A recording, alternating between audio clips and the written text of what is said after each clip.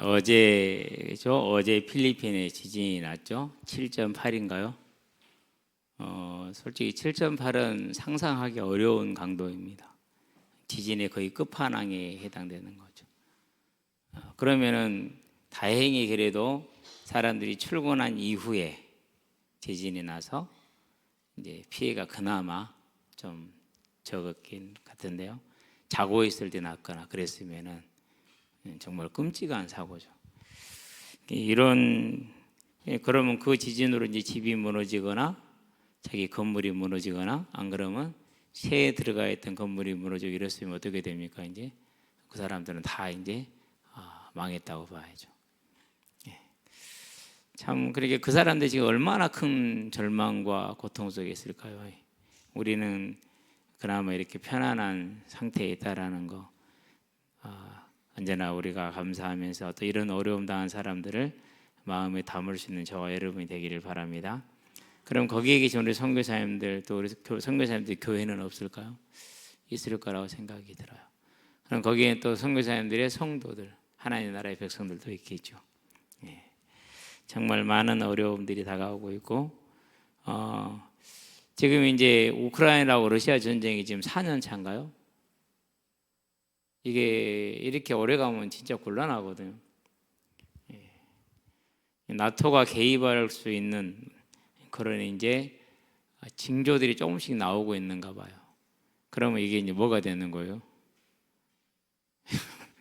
이게 이제 항상 전 세계적인 문제는 꼭 저 유럽 것들이나 미국 요것들이 일으킨다니까. 우리가 기도합시다. 물론 말세의 난리와 난리의 소문, 전쟁과 전쟁의 소문, 기근의 지진의 이런 소문들이 많이 난다고 했지만은 그리고 이란하고 지금 미국도 지금 협상이 지금 지지부진하잖아요. 제가 볼 때는 이렇게 계속 더 오래 갈 것 같아요. 미국도 어쩌지 못하는 쉽게 말해서 이제 현재까지 유지되어 왔던 세계 2차 대전 이후 한 70여 년 유지됐던 세계 질서가 무너지고 어떤 질서가 등장할지는 모르겠어요. 그 무너지는 혼돈 가운데 지금 우리가 서 있다라는 사실입니다. 그래서 그런 와중에서 우리는 뭘 봐야 됩니까? 하나님이 이끌어 가시는 이 세상을 보아야 되죠. 그게 뭡니까? 그게 라멕이었어요. 라멕의 아버지가 누구죠? 무드셀라죠. 무드셀라라는 이름 뜻이 내가 죽으면은 그것이 임하리라. 내가 죽으면은 심판이 임하리라 라는 뜻이에요. 그러고 홍수가 나던 해에 죽어요. 그러면 무드셀라에게 그렇게 이름을 지은 이가 에녹이죠. 그럼 이미 에녹 때 뭘 봤다라는 거예요? 에녹 때 홍수 심판이 있다라는 것을 본 사실이에요. 놀랄 거 하나도 없어요. 왜 우리도 2000년 전에 이미 뭘 보고 있어요? 주님이 다시 오셔서 세상의 종말을 심판하실 거라는 것을 이미 우리 다 알고 있잖아요. 근데 그 사실을 정말 우리 마음속에 담고 사는 거예요? 안 그러면은 오늘 작은 내 일에 매여서 매몰돼서 살아가요? 우리는 주로 그렇잖아요. 그렇죠? 그래서 저와 여러분의 오늘을 살아갈 때 어떻게 살아갑니까?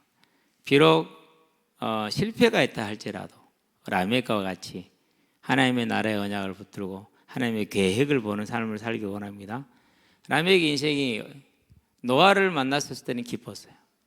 그러나 그 다음 자녀들을 봤을 때는 낙심의 연속이에요. 왜요? 단 한 명도 뭐 하지 않았어요? 하나님께 돌아오지 않았어요.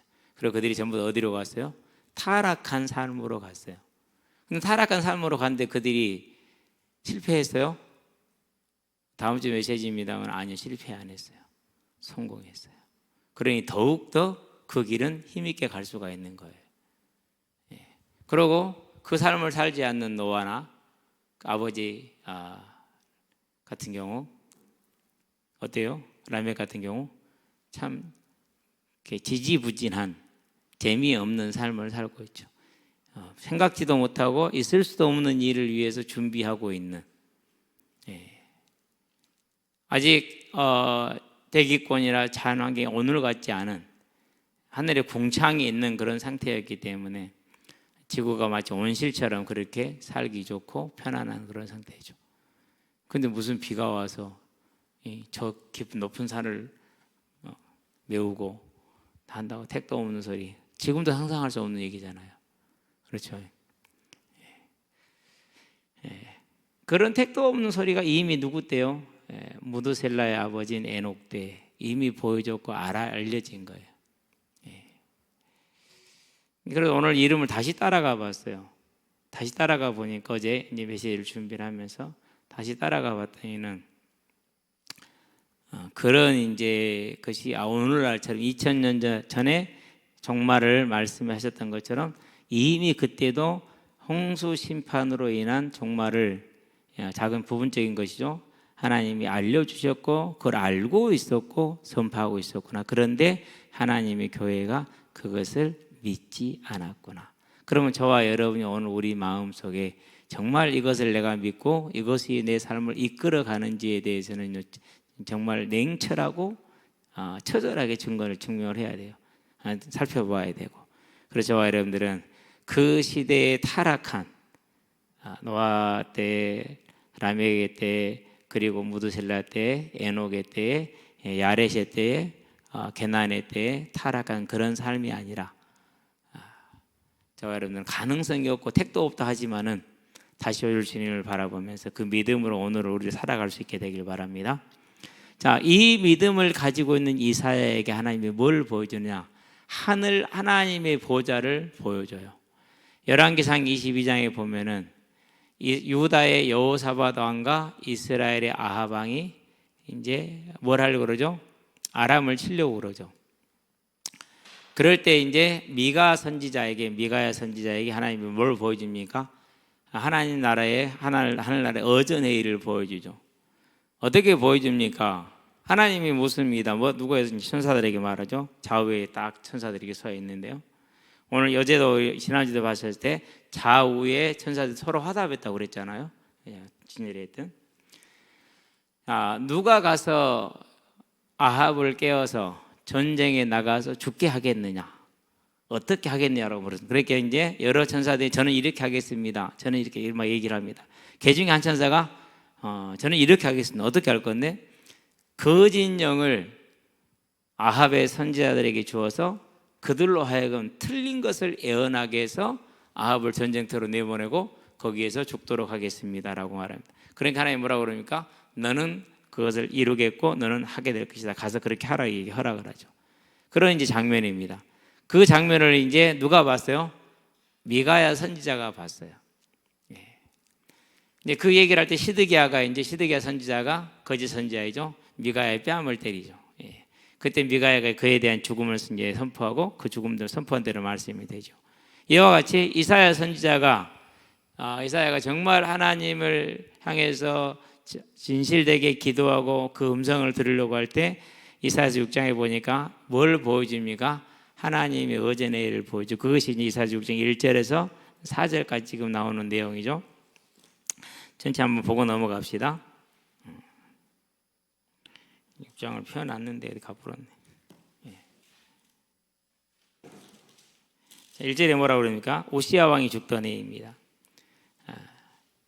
왕은 죽습니다. 대한민국 대통령 5년이면 끝납니다. 미국 대통령이면 4년이면 끝납니다. 시장 돼도 4년이면 끝납니다. 시의회도 4년이면 끝납니다. 그러나 우리의 구원자 되시고 우리의 창조주 되시며 우리의 주제자 되시고 우리의 아버지 되신 하나님은 영원한 왕이십니다. 그래서 우시아 왕이 죽던 해 왕이라 할지라도 인간에 불과하다. 내가 본적 주께서 높이 들린 보좌에 앉으셨는데 이 주님은 어떤 주님입니까? 전능한 창조주 주제자 되시는 분이죠. 그의 옷자락은 성전에 가득하였다. 영광이 가득하다는 소리입니다.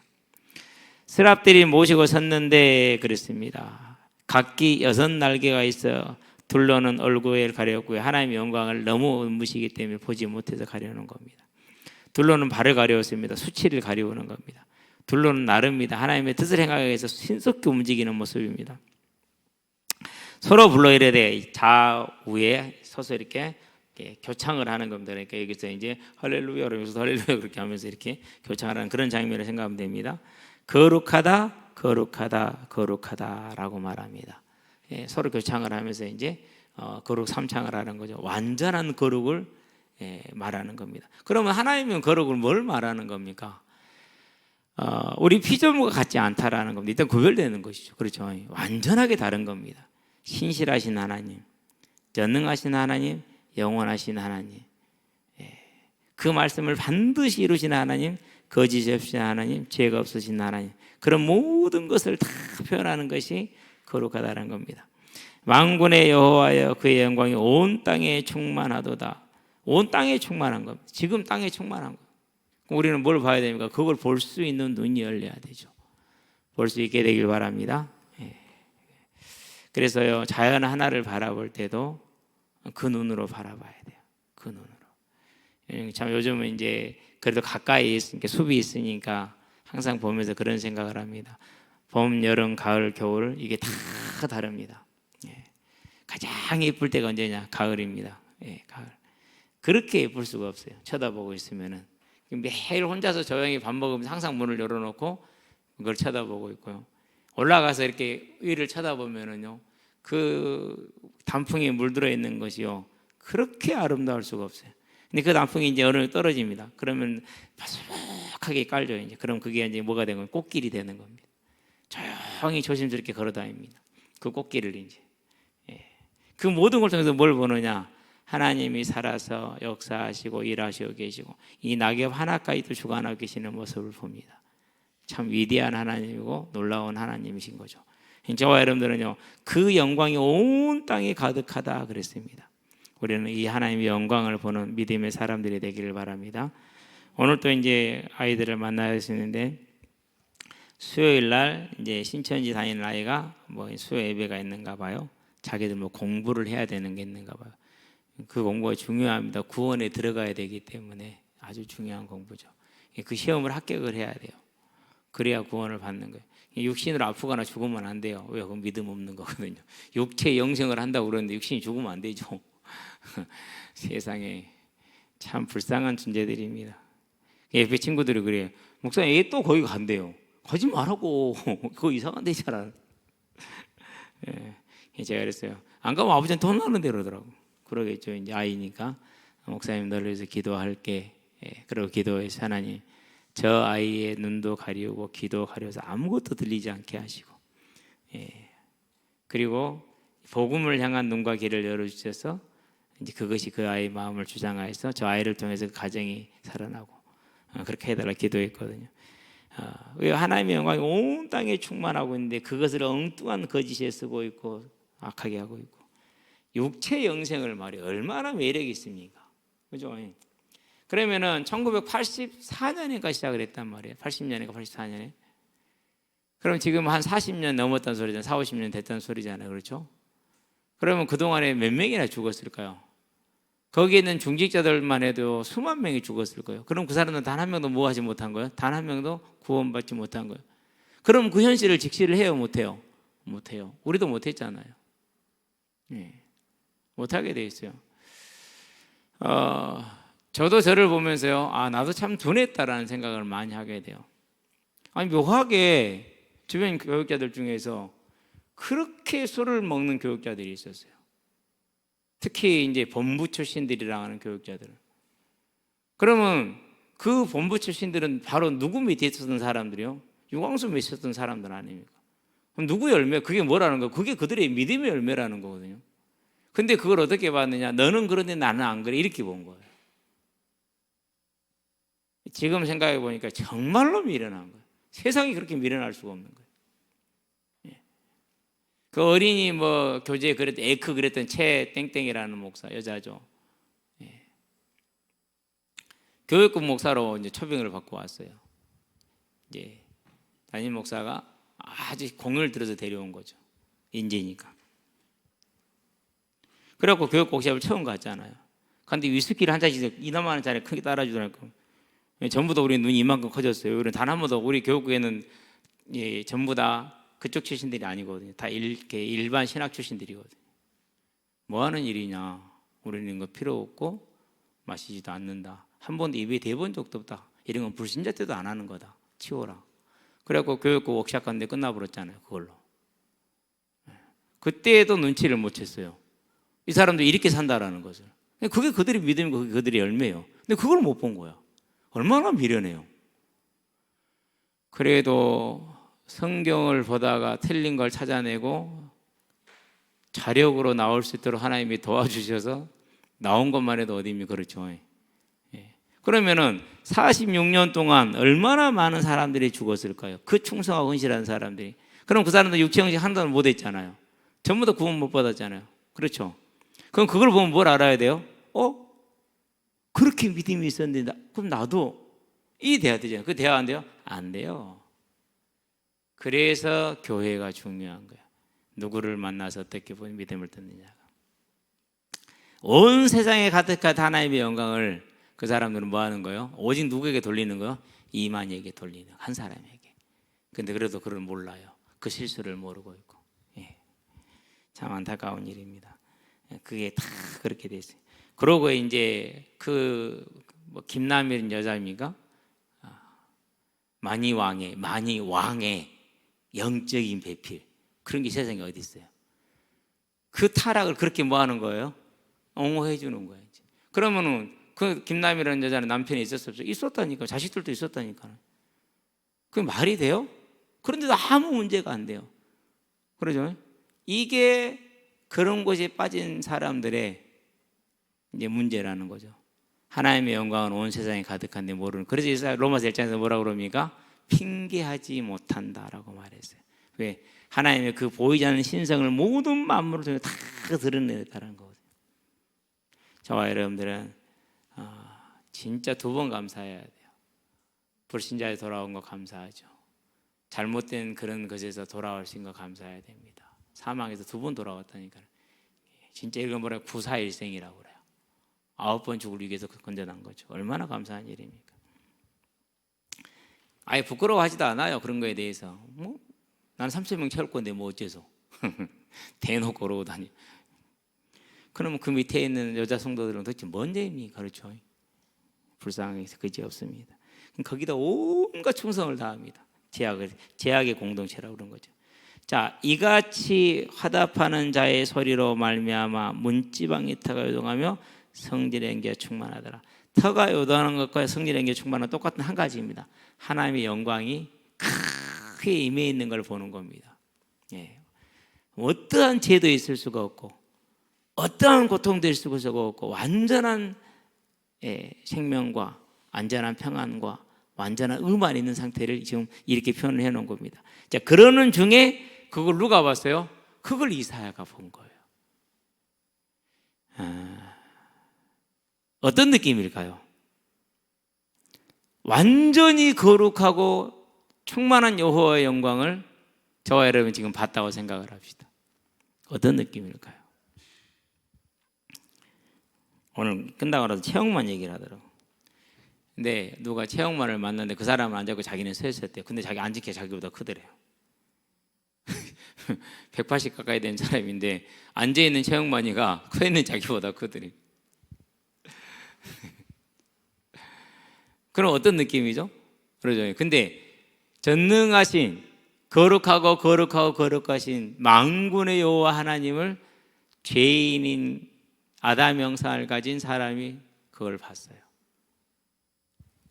그래서 뭐가 나옵니까? 그래서 탄식이 나와요. 5절입니다. 그때 내가 말하되 화로다 나여 망하게 되었도다 그랬어요. 왜 그러느냐? 나는 입술이 부정한 사람이라. 모든 죄악 중에서 가장 큰 죄악 중에 하나가 뭡니까? 입술입니다. 왜? 마음에 있는 것을 끓여놓는 게 입술이잖아요. 그렇죠? 그래서 이 백성이 입술로는 나를 가까이 하며 입술로는 나를 존경하나 그 마음은 내게서 멀리 떠나 있도다 하는 것처럼 입술은 얼마나 거짓을 말할 수 있고 부정할 수 있고 그러는 거예요. 그래서 입술이 부정한 백성이 하나님 앞에서 망하게 되었도다. 입술이 부정한 사람이요. 뭐를 보는 겁니까? 자기가 그 하나님의 거룩을 보게 되니까 비록 구별된 선지자이고 은혜를 입은 선지자임에도 불구하고 뭐가 되는 거예요? 추악한 죄인으로 비춰지는 겁니다. 맑은 거울로 제대로 된 걸 보니까요. 나는 입술이 부정한 백성 중에 거주하면서 유다의 백성과 이스라엘 백성과 이사야를 자기는 동일시했습니다. 구별하지 않았어요. 그러는데 모든 이단과 사이비들은 어떻게 하죠? 구별하죠. 너희는 복음 모르고, 너희는 전도도 잘 못하고, 너희는 율법이 잡혀있고 우리는 안 그렇고. 그런데 이사야 선지자가 뭐라고 그럽니까? 그 죄악 중에 있는 이스라엘 백성과 유다 백성과 동일하게 자기를 동일시 여기는, 그게 뭐예요? 그게 복음이에요. 그게 하나님 앞에서 선 우리들의 모습이 이거예요. 연대의식이다 라고도 말하지만 더 중요한 것은 겸손이고 자기 객관화이고 자기 고백이죠. 만일 너희가 너희 죄를 고백하면 자백하면 하나님은 너희를 용서하시고 너희를 모든 불에서 깨끗하게 하실 것이요, 그렇지 않으면 너희가 하나님을 거짓말한 자로 만드는 자가 된다 얘기했어요. 그러니까 이사야는 뭐라는 겁니까? 하나님, 저도 유다 백성과 같이 이스라엘 백성과 같이 죄인 중에 한 사람입니다. 하나님의 은혜와 긍휼이 필요한 사람이다라는 고백을 하는 겁니다. 저와 여러분들이 정말로 이와 같은 자기 객관화, 그리고 우리가 우리 자신의 모습을 하나님께 온전히 내어드릴 수 있는 죄인인 나를 볼 수 있는 우리가 되기를 바랍니다. 그렇게 되면 어떻게 됩니까? 그러면은 화평하게 돼 있어요. 모든 게 화평하게 돼 있어요. 그런 저와 여러분이 되기를 바랍니다. 자, 만군의 여호와이신 왕을 배웠습니다. 죄인이 하나님을 봤으니 끝난 거죠. 죽는 거죠, 이제. 자, 그때 그랬어요. 언제입니까? 이사야가 죄인임을 고백하고 망하게 됐다는 말은 하나님 나 살려주세요라는 말이죠. 하나님의 의를 구하고 은혜를 구하죠. 그러니까 그때의 스랍 중에 하나가 부젓가락으로 제단에서, 이 제단은 번제단입니다. 자, 그러면 이 번제단에는 이 숯은 무슨 숯입니까? 제물을 태운 숯이죠. 그렇죠? 속죄제의 제물인지 속건제의 제물인지 상번제의 제물인지 화목제의 제물인지 모든 제물을 태운 숯불이에요. 이 숯불만 뭐 할 수 있어요? 성소 안의 향단에 향을 부를 수 있는 숯을 쓸 수가 있어요. 그러면 이 숯불은 뭘 말하는 겁니까? 이미 이사야를 위해서 뭐가 이루어진 거예요? 속죄제 제사가 이루어진 거예요. 그 제사를 이룬 게 뭐예요? 그게 숯불이에요. 그 속죄제물을 태운 게, 그 속죄제물을 태운 숯을 가지고 왔다라는 것은 이사야에게 뭐가 주어졌다는 거예요? 대속의 은혜가 그에게 임한 걸 말하는 겁니다. 저와 여러분에게 예수 그리스도의 대속의 은혜가 우리에게 임했다라는 것, 그 숯불이고 우리에게 되어졌다라는 사실을 정말로 감사하며 기뻐하며 이 언약을 붙들게 되길 바랍니다. 그게 영적인 가장 중요한 싸움 중에 하나예요. 그래야 돼요. 그렇지 않고 뭐가 되었다, 뭐가 안 되었다, 뭘 이루었다, 뭐 됐다, 여기에 서 있으면 안 돼요. 그것은 증거가 될 수가 없어요. 귀신도 하는 것들이 있기 때문에. 그러나 오직 믿음은 뭐이냐? 내가 죄인인데 내 죄를 예수님이 대신 번제단에 속죄제물로 올라가심으로, 대신 죽어 피 흘려 주심으로 내 죄를 사해 줬다라는 이 사실입니다. 그게 숯불입니다. 그걸 숯불로 상징화시켜 놓은 거예요. 어떤 숯불 자체가 능력이 있는 게 아니에요. 갖다가 됩니다. 그러면서 뭐라고 그럽니까? 그의 핀 숯불을 손에 가지고 내게로 와서 그것을 내 입술에 대매 이르되 보라, 이것이 네 입에 닿았으니, 부정한 입술에 뭘 닿은 거죠? 정한 숯불을 닿은 거죠. 태워버리는 거죠. 그러니까 닿았으니 네 악이 제하여졌고 네 죄가 사하여졌느니라. 자, 그러면은 이 속죄가 어디서 오는 겁니까? 나는 죄인입니다. 오호라, 나는 부정한 자로서 망하게 되었다. 왜? 입술이 부정한 자로, 죄인으로서, 죄인 중에 거하면서 만군의 거룩한 여호와를 배웠기 때문에 끝났다라는 자기 죄를 고백했고 은혜를 구한 겁니다. 그럴 때 하나님으로부터 뭐가 임했습니까? 속죄의 은혜가 오는 겁니다. 저와 여러분들이 회개는 이렇게 중요한 겁니다. 언제나 우리의 삶에는 하나님을 향한 회개의 열매가 있게 되기를 바랍니다. 이게 충만해야 돼요. 그럴 때 하나님께 뭘 주십니까? 이 속죄함을 주시잖아요. 자, 이렇게 하시면서 이사야의 속죄를 딱 준 겁니다. 그러면서 8절에 뭐라고 그럽니까? 이제 소명이 시작됩니다. 내가 또 주의 목소리를 들으니 주께서 이르시되 내가 누구를 보내며 누가 우리를 위하여 갈고 하시니 그때에 내가 이르되 내가 여기 있나이다 나를 보내소서 이렇게 얘기합니다. 자, 주님이 무엇을 위해서 보낼지 아직 모르잖아요. 내용을 모르잖아요. 그죠? 가서 뭔 일 하라고 아직 얘기를 안 했단 말이에요. 단지 뭐였어요? 누구를 보낼고 누가 우리를 갈고 그 고민을 하고 있는 거예요. 그런데 이사야가 뭐라고 그럽니까? 제가 가겠습니다. 자원하는 겁니다. 충성하는 겁니다. 순종하는 겁니다. 헌신하는 겁니다. 이게 하나님의 나라를 차지하는 방법이고 길입니다. 저와 여러분은 어떤 일이든지 간에 물론 주제 넘게 나서는 것이 아닙니다만 아니라면은 하나님이 불러서 시키는 일에 언제나 물러서지 않게 되기를 바랍니다.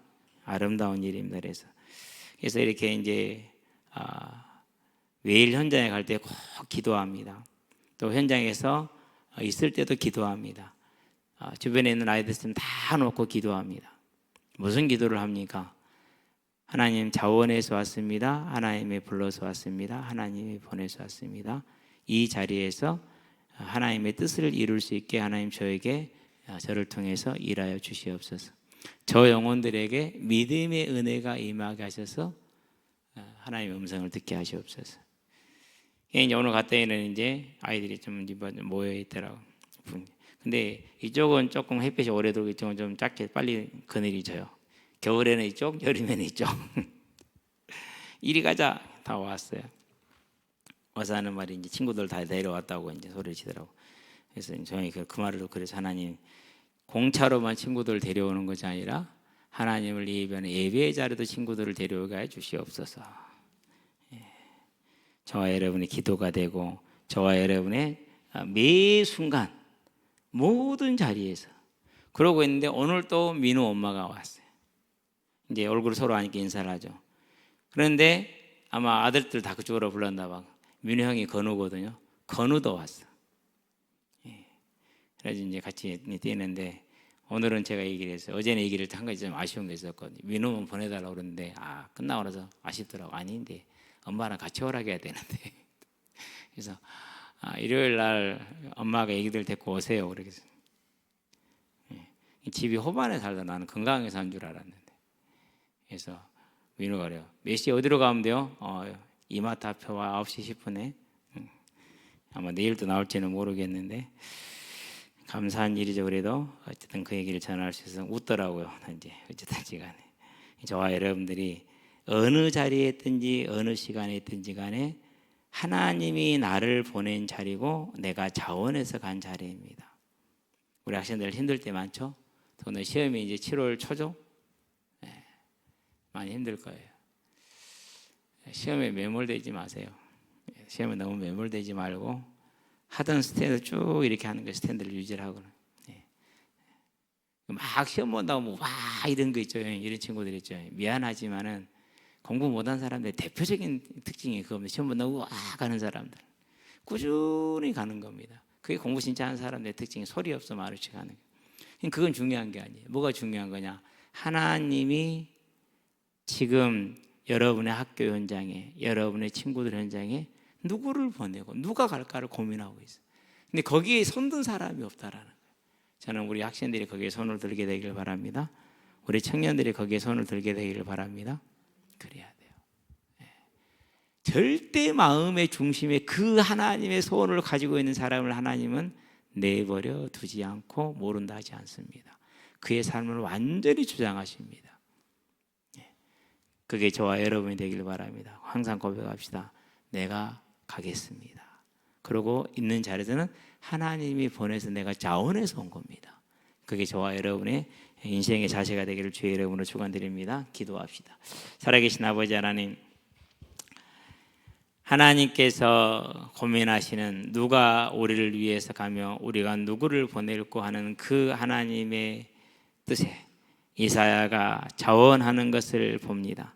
하나님, 이 자원으로 말미암아 이사야에게 육신의 영광이 있었던 것은 아니고 결국 그는 므낫세 왕 때 순교하는 죽음을 맞이하게 됩니다. 하나님, 그럼에도 불구하고 하나님의 부르심에 그 소명에 자원하여 나가던 이사야를 바라보면서 또 이제 우리의 삶에서 이와 같은 우리의 자세가 항상 있게 하셔서 하나님의 나라를 위해서 그의 나라와 그거를 먼저 구하는 믿음의 사람들로 서게 하시고 이 믿음이 우리를 붙드시면 우리가 어디에 있든지 간에 누구를 만나든지 간에 자원해서 하나님의 보냄을 받고 온 자리임을 알고 그 자리에서 오직 하나님의 나라와 하나님의 뜻을 이루는 일에 우리가 깨어서 집중할 수 있는 라멕과 같은 하나님의 일꾼들이 될 수 있도록 주는 우리에게 은혜를 도와주시고 역사하여 주시고 사용하여 주시기를 예수 그리스도의 이름으로 기도합니다. 아멘.